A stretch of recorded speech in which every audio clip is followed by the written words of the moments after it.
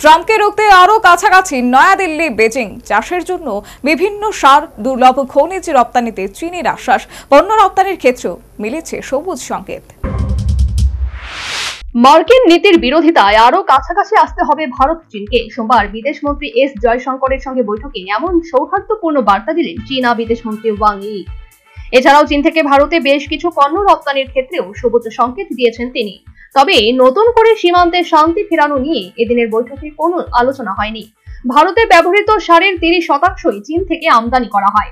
এছাড়াও দুর্লভ খনিজ পদার্থ, টানেল বোরিং মেশিন আমদানি হয় চীন থেকে। সেই পণ্য রপ্তানির ক্ষেত্রে এতদিন যা নিষেধাজ্ঞা ছিল তা প্রত্যাহারের পথে হাঁটছে চীন, এমনটাই জানিয়েছেন ওয়াং।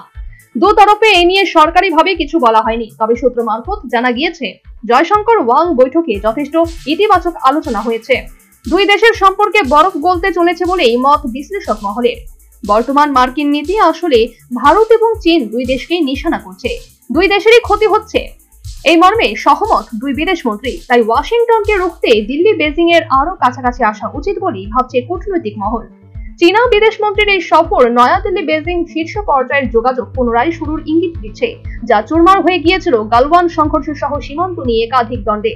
উল্লেখ্য, এবারে 3 বছর পর ভারত সফরে এলেন চীনের বিদেশমন্ত্রী। অন্যদিকে আগামী 31শে আগস্ট থেকে 1 সেপ্টেম্বর চীনের তাইনজিন শহরে সফর করবেন মোদী। মনে করা হচ্ছে এভাবে দ্বিপাক্ষিক সফরে দুই দেশের সম্পর্ক আরো দৃঢ় হবে। বন্ধুত্বের আবহে সোমবার বৈঠকে বসেন দুই দেশের বিদেশমন্ত্রী। National bureau report, news vanguard.